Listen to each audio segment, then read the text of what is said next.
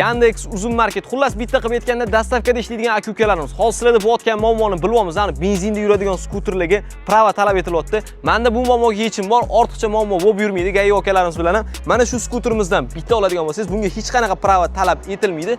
Bemalol ishingizni bosaverasiz, soqqani qilaverasiz. Xullas, komplektida ikkita kalit hamda ikkita pult chiqadi.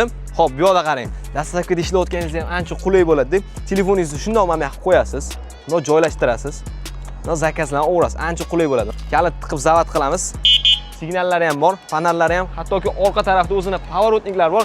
Mana bu joyini eng qulayligi, shunda orqangizga olib yuradigan sumkani mana shuga qo'yasiz.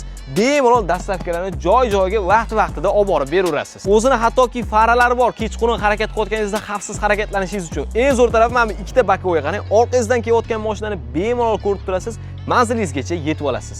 Agar zaryadkasi qolmaydigan bo'lsa, bemalol oyog'ingizda pedal bilan harakatlantirsangiz ham bo'ladi elektroskuterimizni.